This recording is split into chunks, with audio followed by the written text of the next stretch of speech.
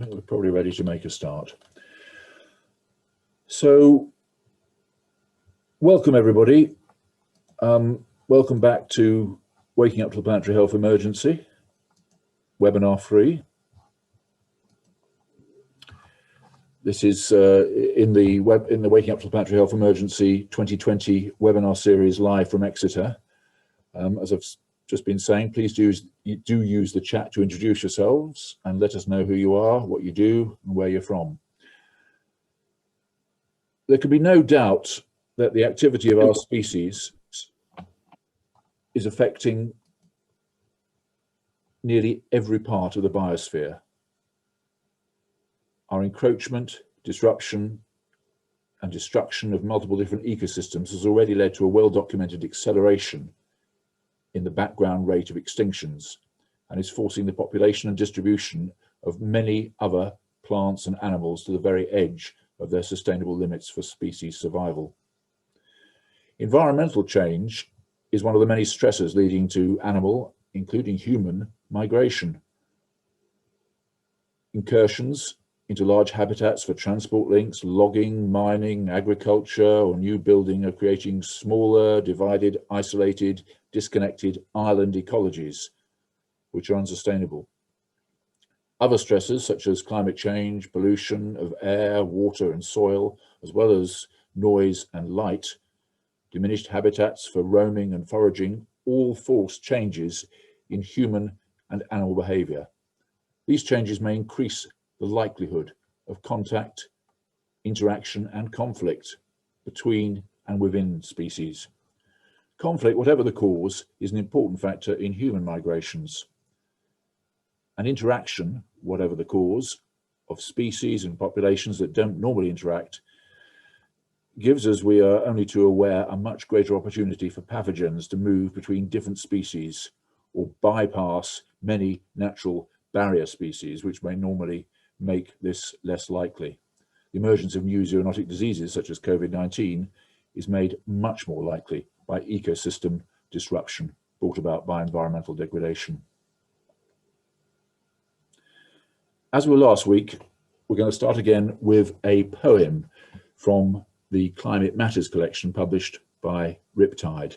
This poem is written and read by Kim Squirrel and is called Gauging the Distance.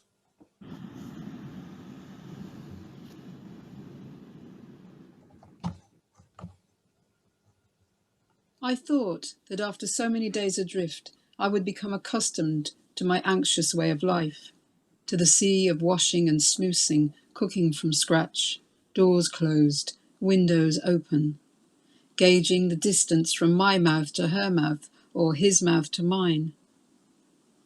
I garden every day, grateful for the blackbird that comes to feed in my wake. Each night I curl into myself, basking in the blue light of the news. The numbered dead, evidence, theories, studies, statistics. I imagine myself hooked up to machines. What place will I retreat to? Imagine myself walking out in the open. Imagine the unseen. They say it can live on particles of pollution, ride on the skin of bacteria, hang in a cloud of breath for hours. I long for shipwreck, to be thrown out into the waves, to fight or drown.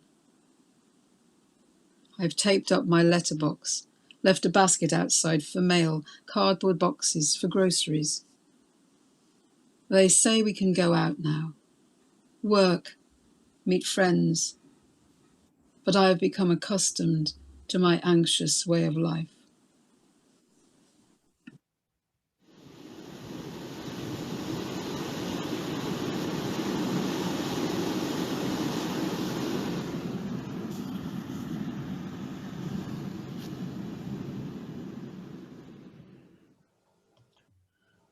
And that was a poem, Gauging the Distance, by Kim Squirrel, and is one of many works in the Riptide publication, Climate Matters, which you can download for free from the Riptide site, and the link will be on the webpage for this event.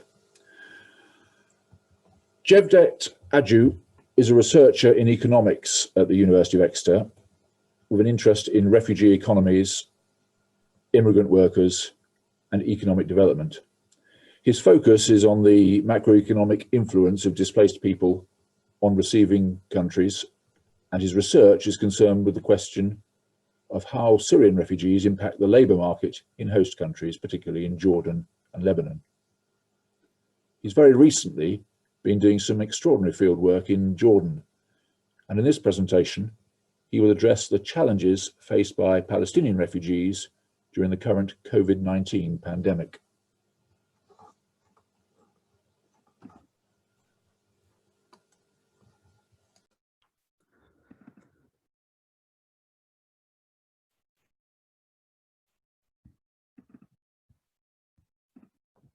Hi everyone. Can you hear me? We can, yes, thank you. Thanks, Cevdet. Okay, thank you so much for the invitation and for introducing Tim. Today I'm going to talk about my research, actually based on my experience in Jordan, where I stay around 7 months.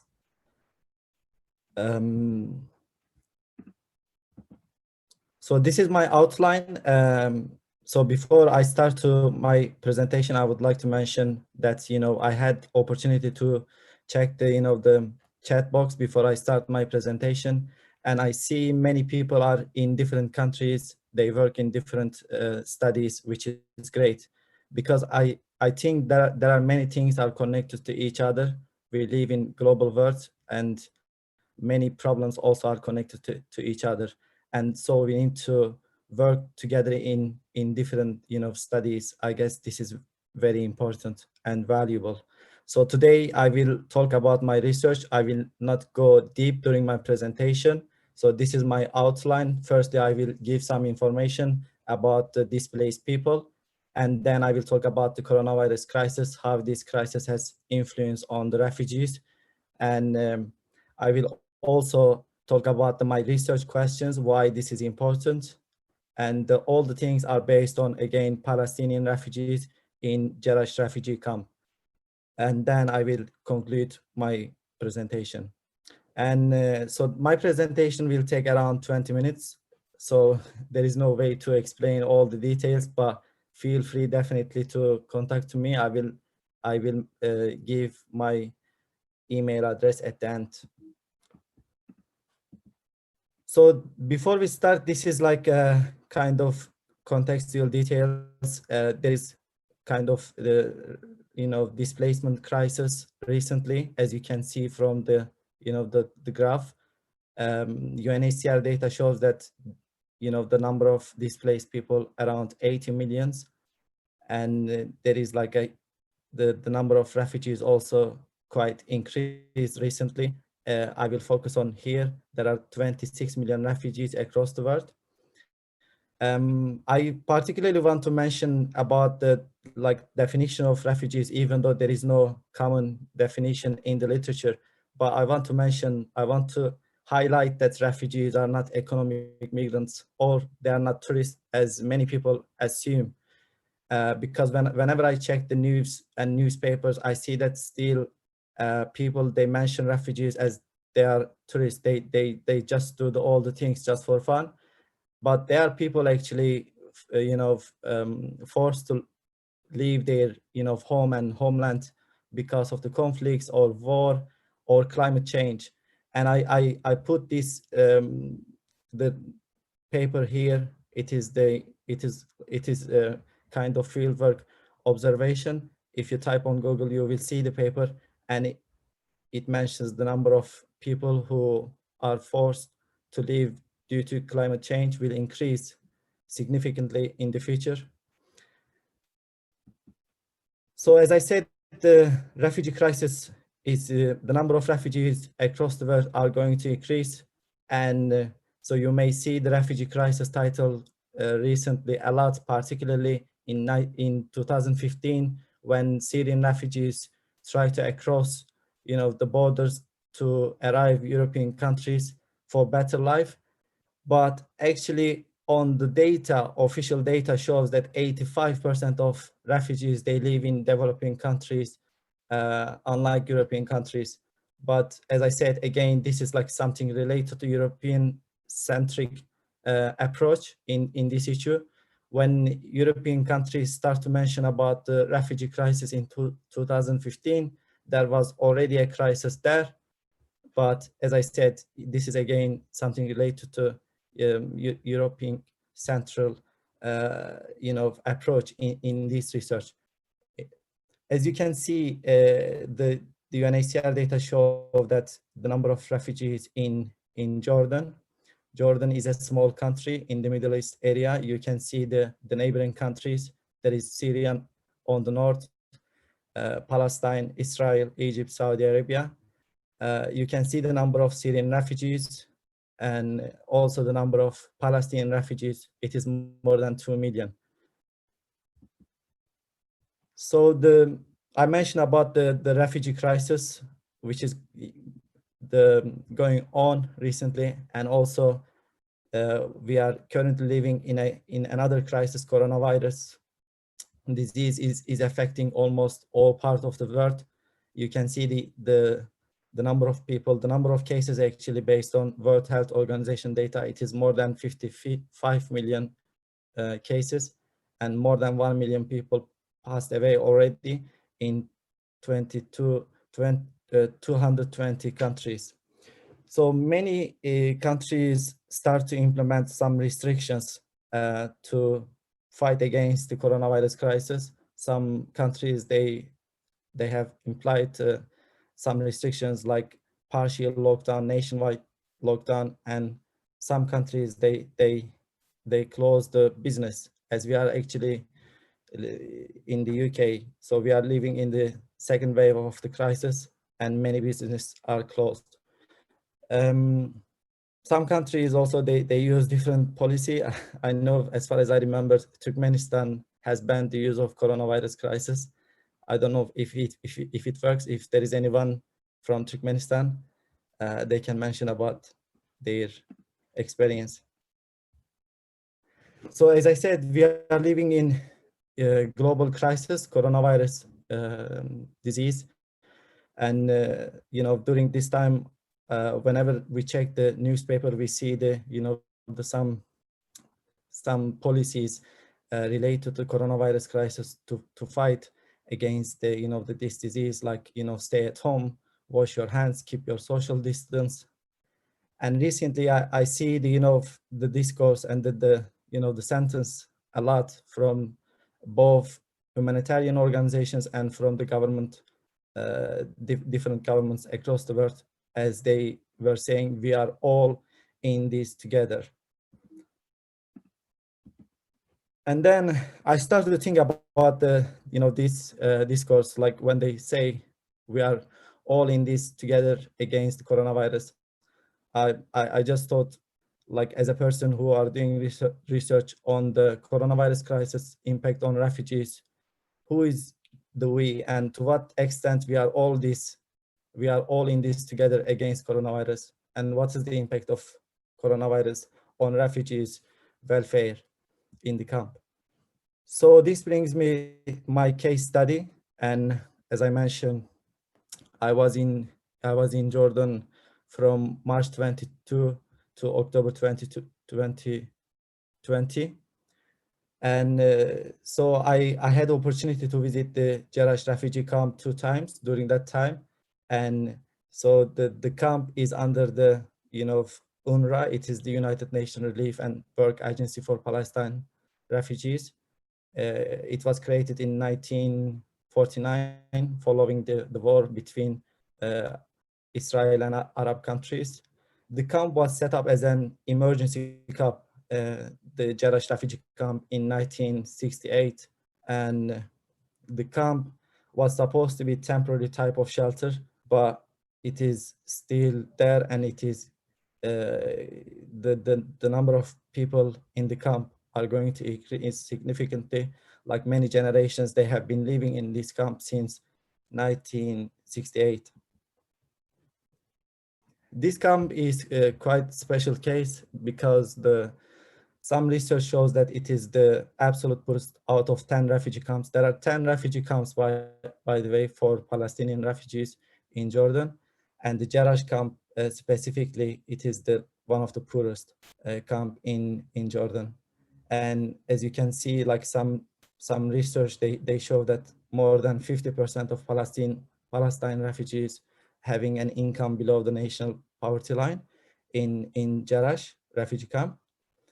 Again, this is official data, shows that around 30,000 refugees live in this camp, and there is only one health center for the primary services with the lack of doctors. This one is free and it is under the UNRWA again. But there is also one more medical aid for Palestinians. This one is it is again based, I think, under one of the non-government organizations. But refugees, if they want to use this, the health center, they have to pay. It's not free. So I mentioned about some restrictions during the coronavirus crisis in Jordan. Jordan, they start to, the nationwide lockdown from mid-March to the first week of May 2020, and they closed all the business during this time. And also all borders were closed until the first week of August 2020. And this was one of the main reason I was stuck in actually Jordan around 7 months. And of course, these measures, they have influence on the refugees' welfare. So as you can imagine.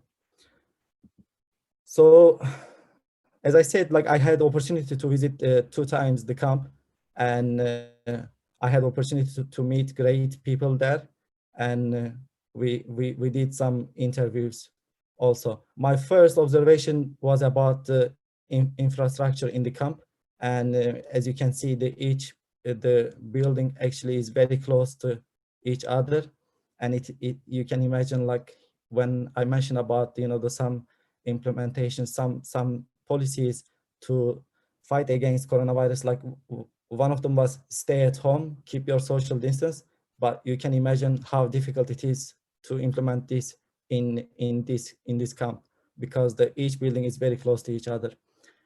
And based on my conversation again, people in Jerash refugee camp, the infrastructure hasn't changed last 10 years. It is again, it is quite poor condition for people who live there. And the other problem for Palestinian refugees in the camp, there are some sectors are closed. They can't work, for example, as a doctor or engineer, even if they have the required diploma, because there are some restrictions for refugees in Jordan. I mean, mostly because of these institutional restrictions, they work in low-skilled jobs, such as construction, food service, and agriculture. And these jobs basically, they are the sectors are, highly impacted by the coronavirus restrictions in Jordan. And these people, mostly they rely on daily work payments. If they don't work, they can't get, the financial support. So again, as I mentioned, I had opportunity to talk many people there, and this was you can read while I am explaining the situation. So many people in the camp, but they work in low-skilled jobs. And when the Jordanian government closed the business, most people in the camp, they didn't work, and they couldn't work basically. So they didn't have any income during that time. And many people, they had difficulty to pay for their rent or for the basic, shopping. And this is one of the things Abdullah mentioned. He's one of the camp residents in Jerash camp. So basically they didn't have any also financial support. And so I mentioned, based on my interview with people who live there. And also there is a report published by UNRWA. It is again United Nations agency, and it shows that like almost half, the population, like the research participants, they explained that they lost their job, and there is big, again, difference between males and females.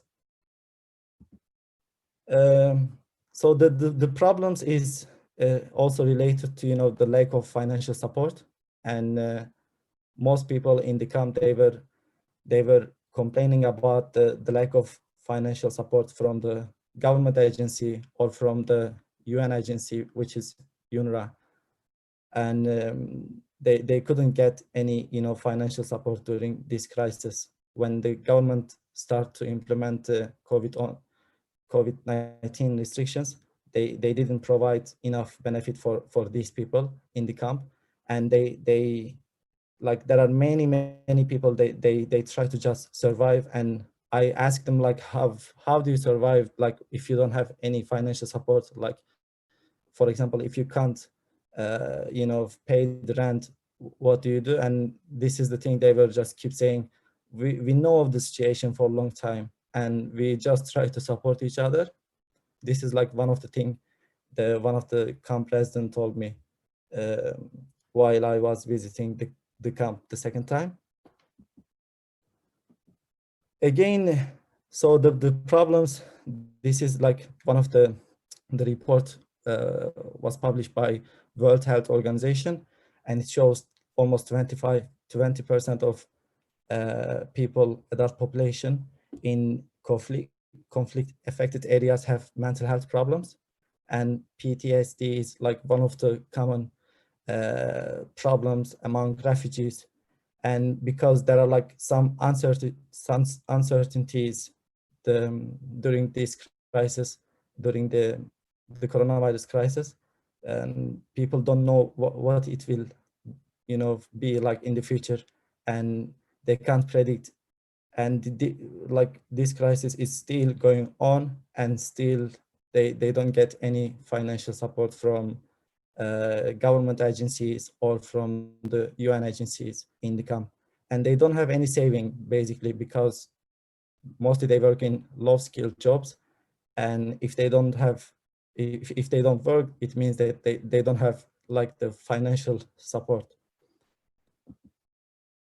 So again, this reminds me the discourse, like the sentence, "We are all in together." Actually, there are like something missing in this sentence, because there are like some structural inequalities among countries and individuals.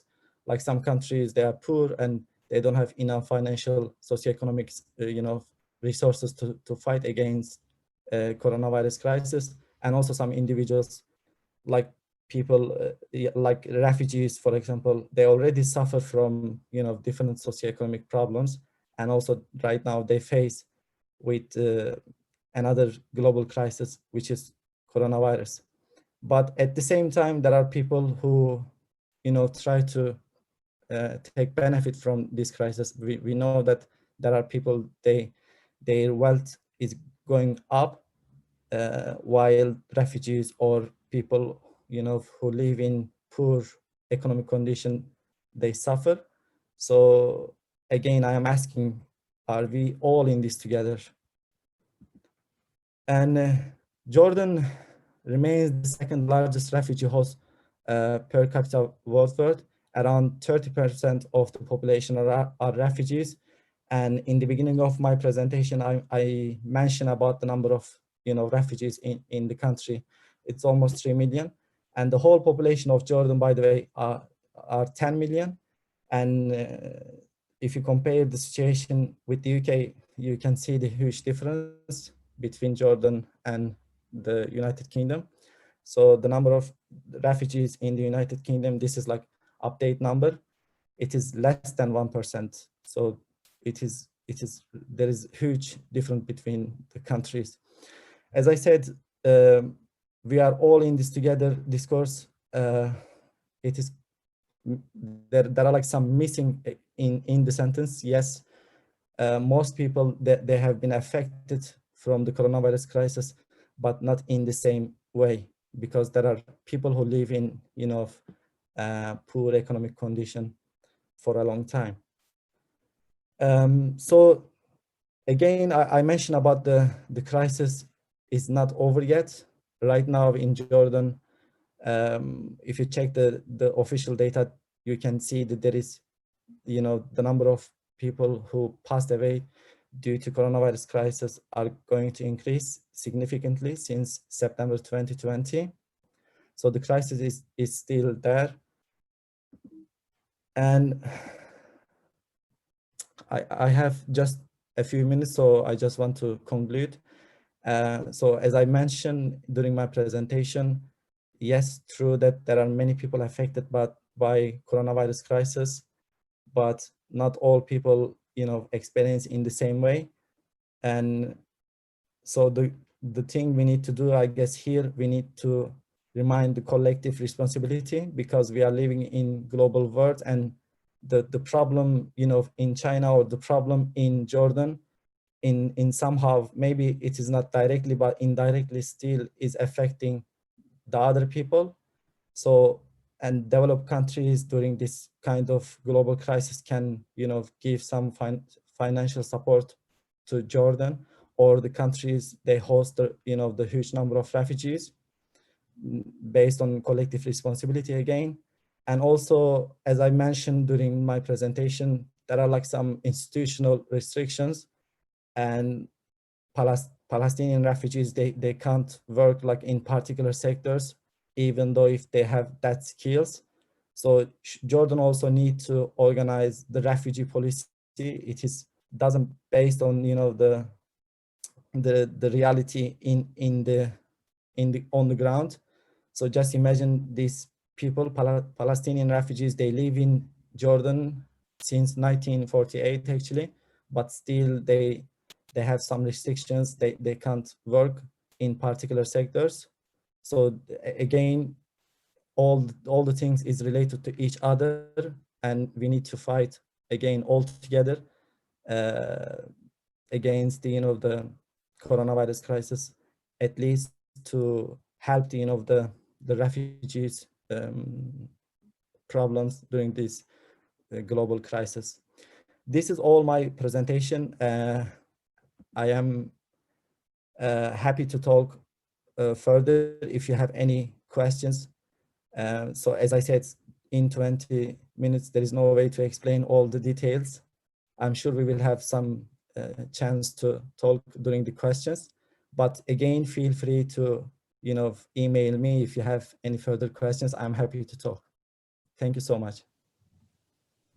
Thank you very much indeed, Cevdet. That's a fantastic presentation, a very sobering presentation, and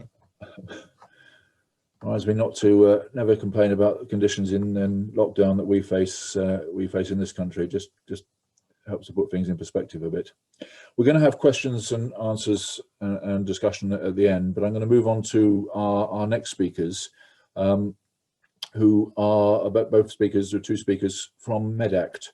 And MedAct is for those of you who don't know, is a UK registered charity whose mission is to support health professionals from all disciplines to work together towards a world in which everyone can truly achieve and exercise their human right to health. MedAct do this through research and evidence-based campaigning for solutions to the social, political and economic conditions which damage health, deepen health inequalities and threaten peace and security. So we have with us this afternoon Dr. Ben Eder, who's a MedAct climate and health campaigner. He's a doctor with a background in health justice, in the health justice movement. He's completed his foundation training as a junior doctor in the NHS and completed his training at the University of Bristol, integrating in global health. He was previously the National Director of Students for Global Health. He's a coordinating member of the People's Health Movement UK and a MedAct member. Alongside working at MedAct, Ben is currently undertaking a master's in power, participation and social change at the Institute of Development Studies. And he joined the team as the climate and health campaigner, working closely with Rob Abrams working on the fossil fuel divestment, health for a Green New Deal, and building towards COP26. Rob, who is also with us today, is also a MedAct climate and health campaigner and organiser, has a background in the UK's climate movement, having been involved in networks such as People and Planet and Climate Camp.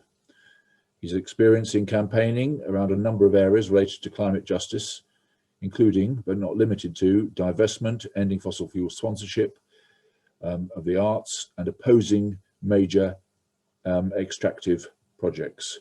As well as organising, he studied transitional justice and social policy at university, building an interest in systemic approaches to climate action. Rob joined MedAct as a climate and health organiser and supports members and partners to organise the health voice on climate issues. So over to you, Rob. Thank you so much, Tim, and thank you so much, Cevdet, for your amazing research. That was really a sobering talk. Really thoroughly got a lot out of that. That's a few. Hi everyone, I'm Rob. As Tim mentioned, I'm climate health organizer at MedAct. I'm going to be talking along with my colleague Ben, who's going to tag in just a little bit. We're going to be talking about more of the campaigning aspects on the planetary health emergency. Unfortunately, we haven't got any slides. I'm really sorry. You're going to have to stare at our faces for a little bit. I'm extremely sorry for that, but I'm hoping the content of our talk will make up for the fact that you have to do that. So at MedAct, we work on and campaign around a number of different areas. In the last few years, two of the areas we've had most engagement in are climate and migrant justice. However, despite this, there's been relatively little, if any at all, overlap between the areas in terms of our organizational practice. I would say that this is an oversight on our part, but if I'm being completely honest with you, the issue of climate migration or climate refugees is an extremely tricky area to define, let alone address. Firstly, despite numerous attempts to build one, there isn't currently a consensus on what actually constitutes a climate refugee. That doesn't mean, however, that the phenomenon isn't real or something we should be thinking about. One thing is for sure, in the midst of the confusing times we live in, climate change isn't some far off prospect. It's a reality for millions, if not billions of people living on the planet. The projected impacts of health are one of the most telling signs of the scale of the issue. According to the World Health Organization, deaths relating to extreme weather have more than tripled since the 1960s. As if that wasn't enough, everything from hotter weather triggering higher pollen counts through to changing vector ecology is resulting in more and more people suffering from new and more severe diseases. Many are now saying that if we're not careful, we may be on track to hit that 1.5 to 2 degree mark that the Paris Agreement aims to prevent by 2050 at some point in the 2030s. To translate that into terms of human health, this is a scenario in which the World Health Organization and others have warned would mean losing an additional 250,000 people to heat stress, malnutrition, malaria, and diarrhea every year between 2030 and 2050 alone. And all of this is to say nothing of the other impacts of rising emissions, including the crisis we're seeing in respiratory conditions resulting from air pollution, rising sea levels subsuming entire communities. On that note, there are about 2 million people in the UK living in flood vulnerable areas right now, and a rise in conflicts intensified by the scarcity of natural resources such as water. All of this goes to show that though we are yet to agree on exact phrasing and definitions around it, forced migration, ecological breakdown, is inevitably a factor of the world that we now find ourselves living in, and will likely play a big role in the future political discourse. However, as much as we need to define the problem, we need to tread with extreme caution. There's a popular misconception that many of the demagogues and authoritarian leaders we see in countries around the world are predominantly denialist when it comes to climate change.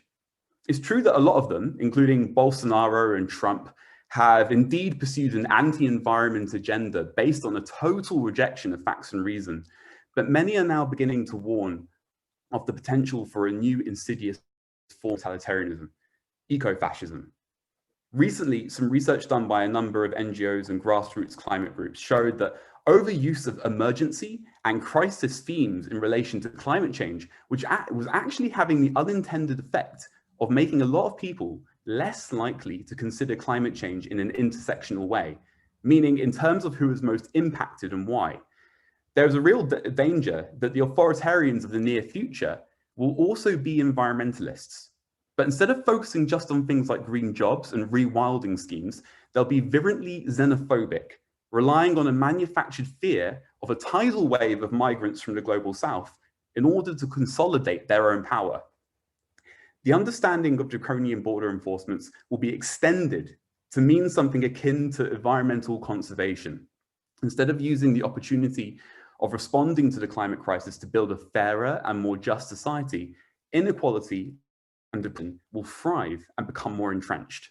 Sadly, we've already seen the seeds of this phenomenon begin to sprout, whether it was WWF, the famous Worldwide Fund for Nature, collaborating with the apartheid South African regime in the 80s, or super wealthy communities in California paying for private fire services to tackle wildfires, encroaching on their private compounds, while low-income and migrant communities were ravaged only miles away. We know that the potential for this dark future is already there. And so for us, to follow on from Rob, this goes to the heart of why our dialogue around planetary health must absolutely be centered on a critical analysis of power. Often when either I or one of our colleagues at MedAct is invited to speak on climate change at an event, health workers and medical students will ask us, but what can I practically do in the context of my job or studies to address this issue? And admittedly, our answer is often a bit frustrating for some. We fundamentally believe that the single biggest way the health community can contribute to achieving climate and migrant justice is through advocacy and organising. Projects that address things like sustainable practice in the workplace are so needed, but alone will never solve problems as vast and rooted in systems of power, such as climate breakdown. When we think about the injustices that migrants and refugees face, we rightly think of despots, conflict, draconian border regimes. And in the context of ecological breakdown, we really believe that we need to add another player to this map, the fossil fuel industry. A few years ago, it was revealed that Exxon, the oil and gas multinational founded by a member of the famous Rockefeller family, actually had evidence of the existence of climate change as early as 1977. But in the interest of protecting its core business model, they buried this information for 40 years. This has been the strategy of the industry on climate change ever since: bury, deny, delay. In 2011, an organisation called Carbon Tracker discovered that as of that year, the remaining global carbon budget was around 565 gigatons. However, when they looked at the proven reserves of the top 100 oil, gas and coal companies, they found potential emissions amounting to 745 gigatons. Remember, this isn't even all of the fossil fuel companies, just the top 100. What's even scarier is how these companies are trying to influence the outcomes of climate talks. The Guardian just last month reported that the UK government was hosting meetings with companies including BP, Shell and Equinor to discuss the COP26 climate talks in Glasgow next year. In the context of whole communities of people fleeing increasingly uninhabitable environments on a warming planet, we must recognise and challenge the power of actors such as the fossil fuel industry. We must also not be placated when governments such as ours make a few meagre gestures towards climate mitigation. Yesterday, Boris Johnson announced a 10-point plan for a green industrial revolution with a total spending commitment of £12 billion. This sounds like a lot, but just today, the government has further announced that they plan to increase the defence budget by some £16.5 billion. And this is despite military and defence operations globally being a huge source of emissions. This alone should tell you all you need to know about the seriousness of our political leaders when it comes to the health and well-being of people and planet. In conclusion, inaction, as much as action has and will cause more and more people to flee their homes and livelihoods, we need to work to build comprehensive understanding of the phenomenon of climate migration, but we must also exercise caution around the way in which we communicate about it. Also, any definition of this phenomenon that leaves out an understanding of the way in which extractive projects around the world have been displacing entire communities for decades would be woefully insufficient. For example, in Mozambique, gas projects funded through UK export finance have meant that communities have been internally displaced. Similarly, in the Ogoniland region of Nigeria, the activities of the oil company Shell have not only seen Ogoni people displaced, but also many of their community leaders actively criminalized and killed. At MedAct, we're working for a world in which everyone can truly exercise and achieve their human right to health. We recognize that health is shaped by the physical, environmental, and economic conditions in which we live. These social determinants of health are driven by political and ecosystems that dictate how power and resources are distributed. When we conceptualize health in this way, it demands that we focus on the root causes of health injustice. This is why in 2021, MedAct is going to be launching a campaign to mobilize the health community to advocate for an ambitious Green New Deal that has health justice at its core. This campaign will aim to deliver a loud and clear message that not only is a fairer and greener world post-COVID-19 possible, it's desirable. That action for planetary health with investment in green jobs and infrastructure, as well as the elimination of polluting emissions, means a longer, healthier, better quality life for the vast majority of people on this planet. This has been quite a short talk, which I apologize for, but just to round off and to conclude, I'd really like to finish by quoting the words of a personal hero of mine, the activist and community organizing legend, Asman. He recently said in a talk, "We campaign for climate justice and a world in which people have a right to move and also a right not to move." Thank you very much.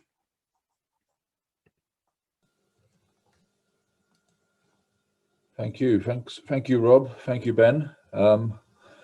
Inspiring talk to motivate us all. I'm going to open it up to questions and answers.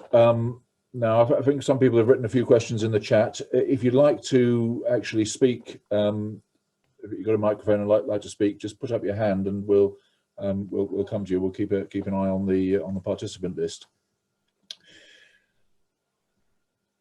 Cevdet, I was going to come to ask you a question first, and I mean, an incredible talk.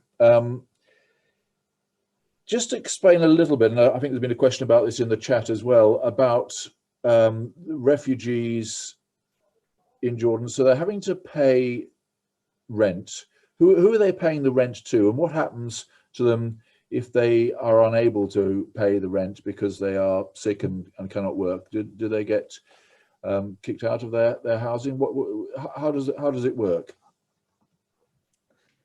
Hi again, and thank you so much, team, for the question. I saw the same question on the chat box. Let me explain, some details about that issue. So this is like the camp. It is like a city actually. So the camp was created in 1968, following the conflict again, Arab and Israel, the conflict. So in 1969, that camp was created for some certain number of people, but the number of people are going to increase significantly since then. So there are, it means that new accommodation is needed. In the beginning, as far as I know, Jordanian government provided some, the accommodation for refugees was free. They didn't pay any rent during that time, as I said, but nothing stay as it is apart from the Palestinian refugees, the issue. And when the number of people increase, it means that new accommodation is needed. And some people, they start to build some, new accommodation to rent for these people. So if they are not able to pay the rent, what is the situation? I ask the same question to people there. And this is the thing, the Palestinian refugees have solidarity in the camp. And if there is any problem with the, a family in the camp, the other people, they try to help them. And this is the way they try to survive in the camp. As I said, like there are many problems, some institutional barriers. As I said, like some sectors are closed and they can't, the work in particular sectors such as like doctors, engineering. What people do, they are aware of this all this problem because they have been living in these camps for a long time. So they are not new people. They know how to survive and they know how to, cope with the main problems. As I said, the solidarity is quite strong among Palestinian refugees in the camp, and this is the way they try to help each other. And let me know if you need further information about this question, or if anyone has different questions, I am happy to answer.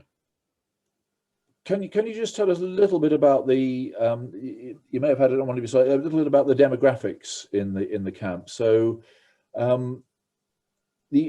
mean, what is staggering is the fact that those camps have been there for so long. And I think that we often think of refugee camps as a sort of temporary thing that may be there for a few years, but actually people are living their whole lives in these camps, and that is, I mean, that is extraordinary.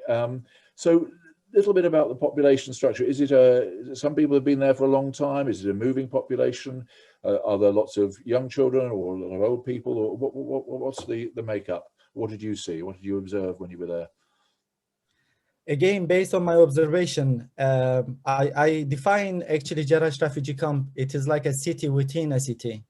So there is like a city called Jerash, and also there is the camp called Jerash refugee camp. So it is like something. It is quite special. And as I said, 2 times I visited the camp, and I had opportunity to walk around. Like the people who I met there, they helped me to the show around. Like based on my observation, I see the number of children were quite a lot on the street, and also there are like old generation in the camp, and that's why there are some particular local organizations. They try to help older generation. As I said, like the camp, when people think about the concept of the camp, they think that it is like a temporary thing, but actually it is not the case for Jerash refugee camp. As I said, it was created in 1969, but it is still going on. I met a refugee there, Palestinian refugee. She was born then. She was born and she was raised there, and all her life, all her memories in Jerash refugee camp. So, but she is not the only person. There are like many people like her. They all their life were in the camp, and they suffer like from the beginning, and they still continue. As I mentioned about the some inequalities, structural inequalities in the society. But again, these people, they are strong. Again, the people I told, they are high skilled people. They some of them they had 3 university degrees. So it is amazingly. Yeah. And they are fighting all these problems, but there are some things they can't do, even though if they want. As I said, let's say one of them has degree in medicine and she wants to be a doctor, but she cannot because there are like some institutional barriers there. So these were all some observations in the camp. And again, let me know if you need further information. There's one other question just appeared in the chat, which I'm going to ask directly to you while we've got you on the line before I come over to Ben and Rob. That was asking you specifically how refugees are able to leave the camp. What does it take? So obviously some stay there. How do they get out of a situation like that? And where do they go? I mean, there is no way that they can, there is no place to go. As I said, that there are like many people, they live in the camp like since 1969. Yeah. And many people, they were born there, they live there. I mean, from outside, maybe it is, you know, easy to say like, what do they do and where do they go? And basically there is no way, you know, to leave the camp, because again, these people, you know, there are like some, again, as I mentioned during my presentation, because of the, you know, the institutional barriers, even if they leave the camp, which is quite, you know, unusual, because most people, they work in low skill job and they don't have enough savings. So it is not easy to leave the camp for them, because it is cheaper to live in the camp. Why they should leave the camp? But what they do, they try to help each other. This was the main thing that I was surprised when I saw, and the solidarity. Like whenever there is a problem in the camp, people, they help each other. This is like the main motivation for all people. I see many people, they say they are my people and I have to help them in any case, even if the problem is, you know, not related to me, it is my problem. And so all the, you know, the things, you know, are connected to each other in the camp. So they are aware of the problems, you know, are going on in the camp. This is the way, you know, they fight against the, you know, the common problems in the camp. So it's amazing that it brings out, as these situations, you know, sometimes do, they bring out the best qualities. I want to add just, you know, again, why this is important and why the people in the UK should care about this issue, why this is something that, you know, we should work on it, why we should try to find a solution for this kind of problem. It is just, you know, let's say tens of thousands of people in Jordan, which is far away from the UK. Again, the same thing I mentioned in the beginning. This is the global issue that we are living in also global world. When something happened in China, it is affecting all of us. When the one of the main problem the world is facing right now is climate change. Yeah. I mentioned in the beginning of my presentation, there will be people, you know, who have to leave their, you know, land because of the climate change. So it is affecting all the people. And when the Syrian refugee crisis started, people start to move across the borders, you know, in different countries. So even though the crisis was in Syria, but we saw many people, they try to access European countries or different countries across the world. Yeah. This is like the global issue. Again, the refugee crisis also is a global. And I want to highlight that, you know, we are all in this together. I want to believe that sentence. Honestly, I want to believe that. But when there are, like, you know, people like, you know, Palestinian refugees in Jerash refugee camp since 1969, and also there are people, you know, that we know that during this global public health crisis, their wealth is going up. So you can see two different sides here. But how we can, you know, say that we are all in this together? This is like one of the things I don't understand, honestly. Sure. Well, Ben, Rob, in MedAct, I mean, first of all, I mean, MedAct does some work with migrants, but I know it's more based in the UK, but it's very concerned with getting healthcare and fighting for health justice for migrants. How do you see it? You know, we're obviously not all in it together, and migrants and refugees in this country, it's certainly not a level playing field at all. Do you want to say a little bit about that?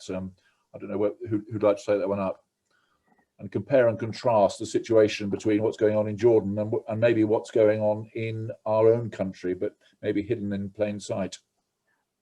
Maybe I know that Ben's got like a lot of experience in our Patients Not Passports campaign, so he can definitely talk about it. But Ben, if it's okay if I just say very quickly beforehand, I think, you know, so comparing it to the situation in the UK, so I used to work for an organization called the Jewish Council for Racial Equality. And my background is from a family that has experience of being refugees from Eastern Europe. And I would say when they came to this country, the UK, around that time, the UK implemented its first piece of legislation, or the Aliens Act. I think it was, you know, around the turn of the century, a little bit after. And ever since then, and before really, but ever since then, we've had this regime which has been a hostile environment. We talk hostile environment as being this thing that we've seen in the last 10 or so years. But it's also the same sort of set of policies that's always been like the go-to of UK governments and regimes for upwards of a century. For example, when my great-grandfather first came to this country, he was locked up on the Isle of Wight because he had a suspicious sounding last name.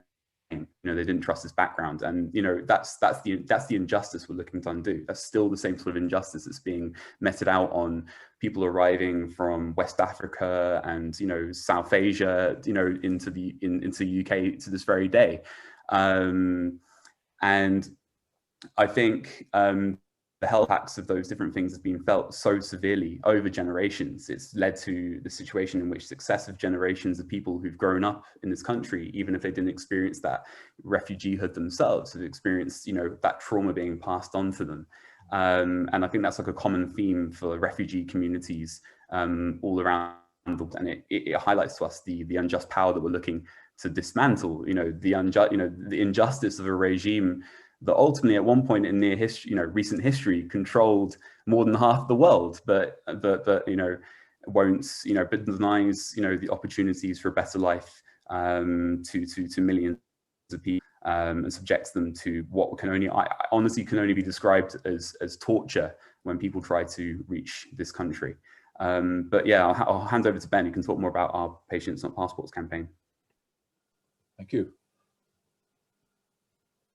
Thanks so much, Rob, for sharing that. And yeah, I suppose to connect that to the work that MEDAP does on Patients Not Passports, along with our allies, Docs Not Cops and Migrants Organise and others, is that the hostile environment that Rob talks about has existed in this country for centuries, and in recent years has been exacerbated and amplified by policies that deny people access to health and to healthcare.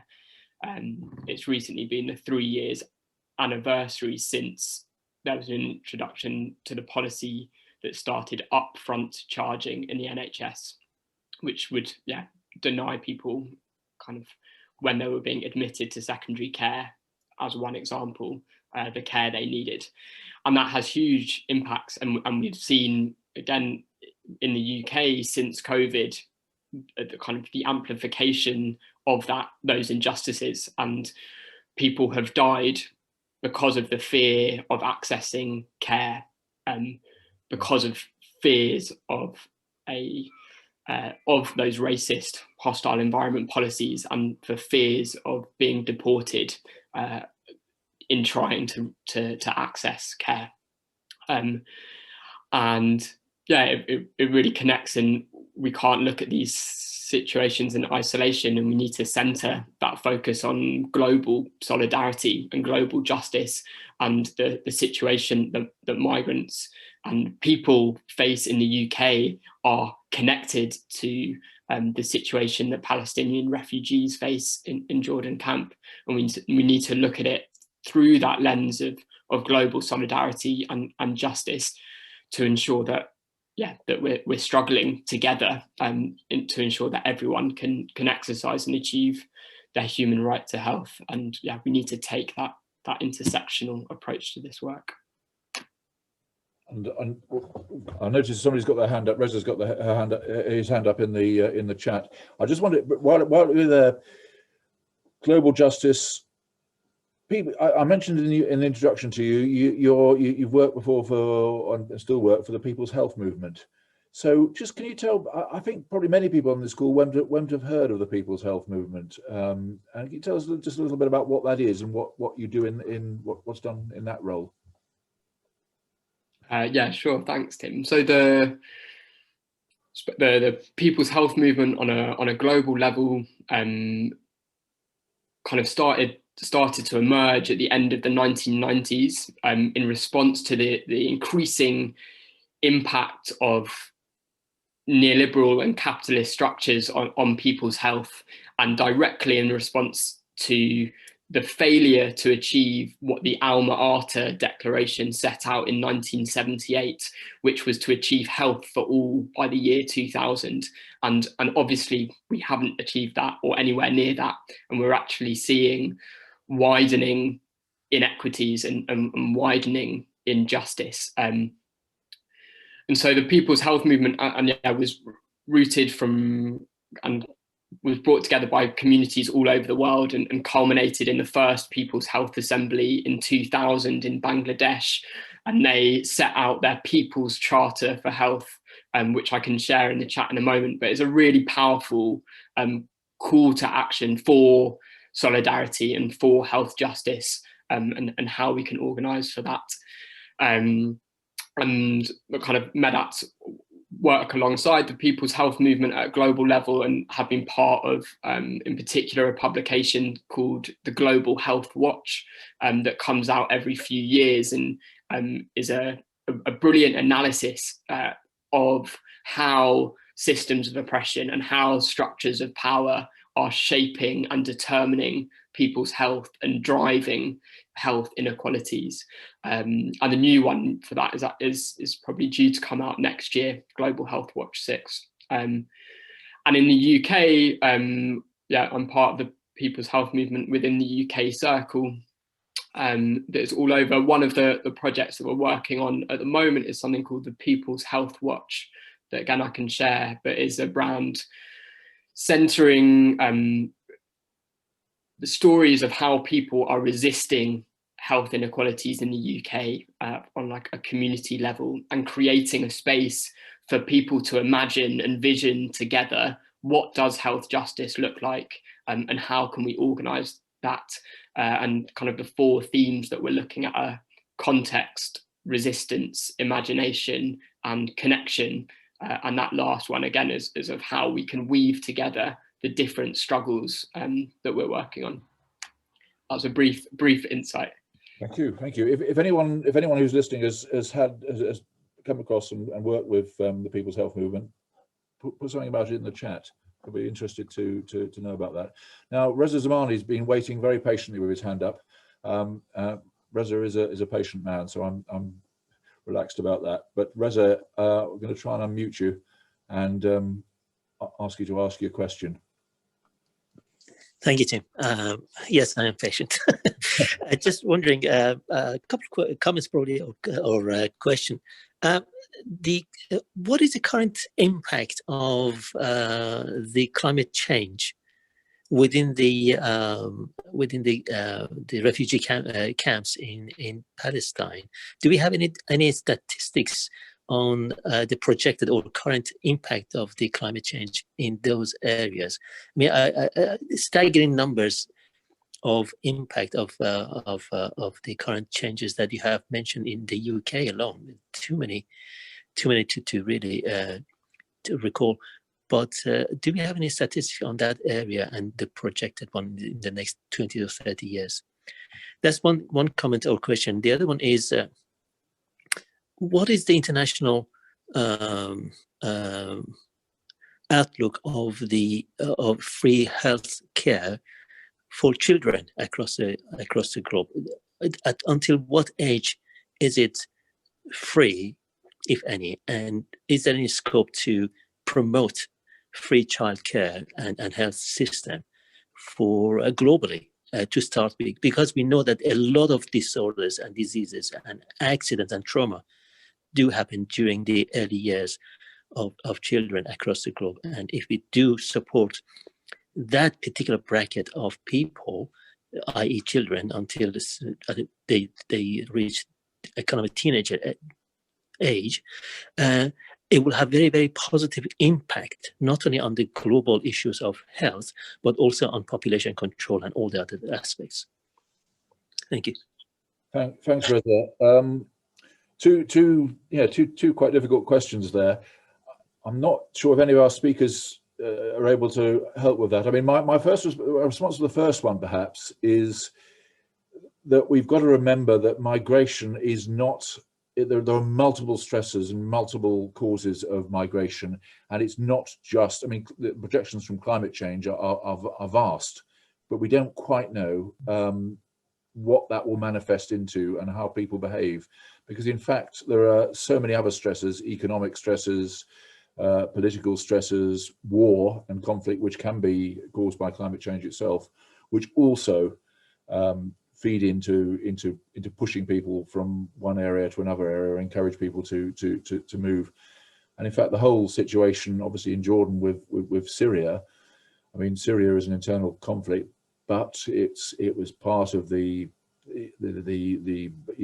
wave of conflicts that were called the Arab Spring, and the Arab Spring was something that was brewing for a while, but was triggered initially by the price of basic commodities, bread and things going up, and the price of bread went up because of the problems with the steppes of Russia.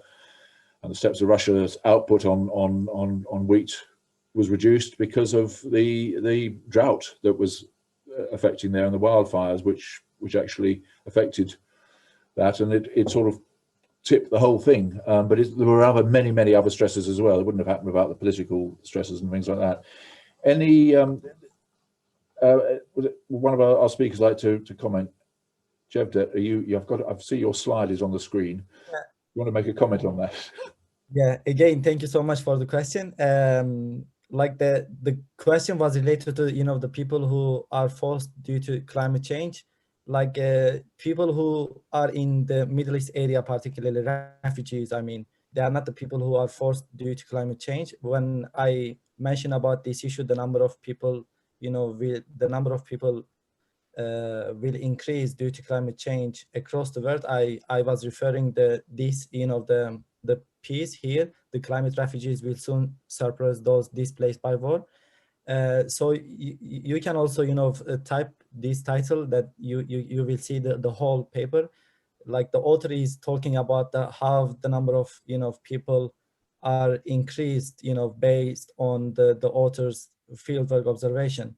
But there is no data, or actually the people, as you also mentioned, Tim, like the most refugees, I will say, in Jordan and in those area, there are people that they are forced, because of the armed conflicts, war, and different type of, again, the issues.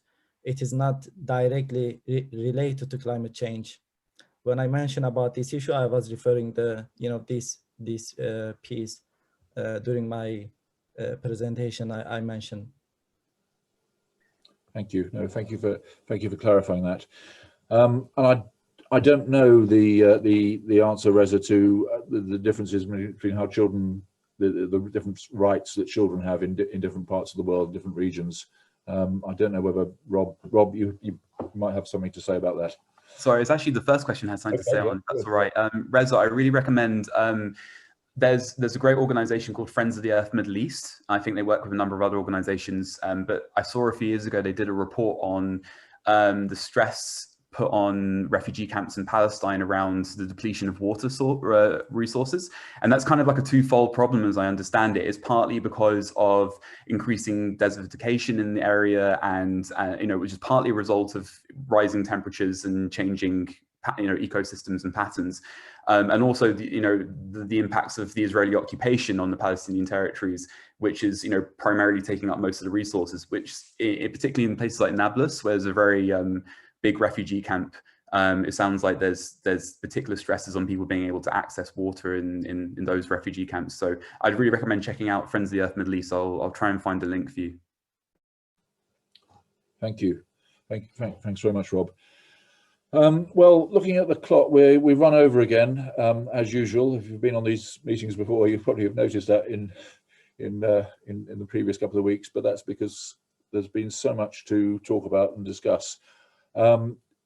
Thank you everyone for attending today. Next Thursday, the same time, 12:30, we're going to look at some other human factors, the sort of psychology and spiritual aspects of climate change, planetary health, and all the other stresses of human behavior.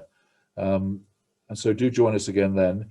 the recordings and slides will be made available on the web page, on the specific web page for webinar 3. And you can also catch up if you've missed any of the previous 2 webinars. You can catch up with those by following the links from the main landing page and watching the recording if you so wish. Thank you very much for joining us, and hope to see you all next week.